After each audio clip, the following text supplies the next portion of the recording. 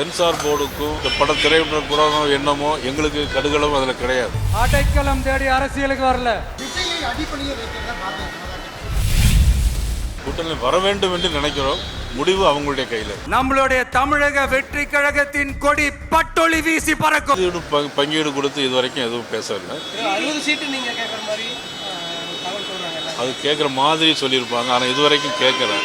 இடி சிபிஐ எப்படி வந்து பழிவாங்க எடுத்தாங்களோ அதே போல இப்போ சென்சார் போர்டையும் பழிவாங்க மாதிரி எடுக்கிறாங்க பிஜேபி அரசு. இல்லை, நீங்கள் தவறாக கேள்வி கேட்குறீங்க. இடி வந்து ஒரு இண்டிபெண்ட் தனி அமைப்பு, அது ஒரு ஆணை. இன்கம் டேக்ஸ் வருமான வரித்துறை ஒரு தனி ஆணை. அவங்க வந்து எதற்காக போகிறாங்க என்னங்கிறது அவங்களுக்கு தான் அது தெரியும்.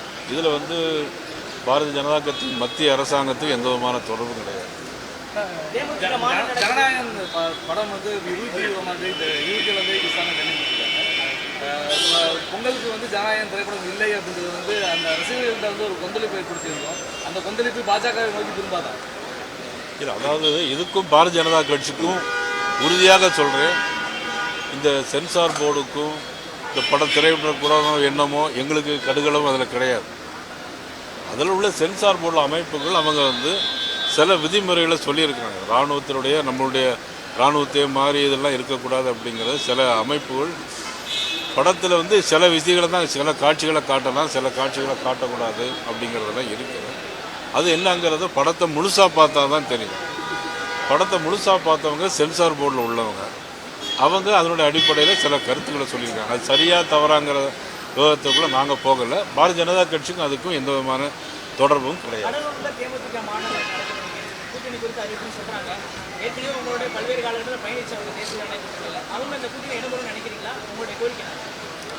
கூட்டணி வர வேண்டும் என்று நினைக்கிறோம். முடிவு அவங்களுடைய கையில் இருக்கு.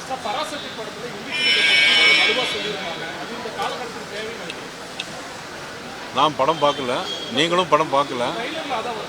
ட்ரெய்லரில் வந்து போடுறது வந்து நம்ம உறுதியாக சொல்ல முடியாது. இருந்தாலும் இப்போ உள்ள காலகட்டங்களில் மக்கள் வந்து எல்லா மொழியும் படிக்கிறதுக்கு ஆர்வமாக தான் இருக்கிறாங்க.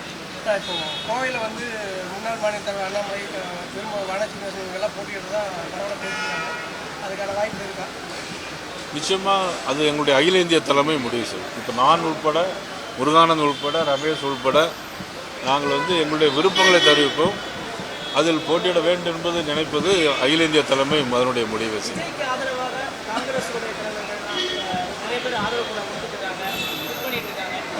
காங்கிரஸ் தலைவருடைய குற்றச்சாட்டே வந்து பாஜக தான் இதை பின்னாடி இயக்குது அப்படின்ற ஒரு குற்றச்சாட்டு எடுத்திருக்காங்க. பராசக்தி வருது, ஜனநாயகம் வரல அப்படின்றப்ப அதோடைய அரசியல் பின்னாடி இருக்குது அப்படின்ற குற்றச்சாட்டு. நான் ஏற்கனவே சொல்லிட்டேன், இதுக்கும் எங்களுக்கும் பாரதிய ஜனதா கட்சிக்கும் அதுக்கும் எந்த விதமான தொடர்பும் இல்லை.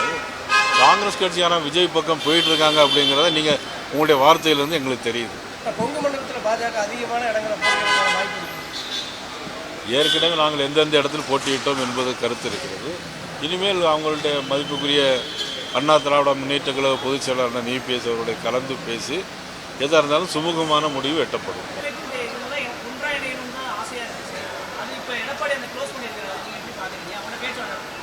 டெல்லி தனது ஆசையாக இருந்துச்சு, அதை அவர் க்ளோஸ் பண்ணியிருக்காரு. நீங்களே கேள்வின்னு சொல்லி நீங்களும் பதிலே சொல்லிடுறீங்க. இல்லை, அதை பற்றி தெரியாது. நாங்கள் இங்கே இருக்கிறோம். சந்திச்சாங்களா இல்லையான்னு தெரியாது. இல்லை, பாரதிய ஜனதா கட்சி யாரையுமே அடிப்படை வைக்க வேண்டிய அவசியம் இல்லை. அந்த மாதிரி வேலையில் ஈடுபடுவதும் நிச்சயமாக கிடையாது. இனிமேலும் அதை பற்றி யோசிக்கவும் வேண்டும்.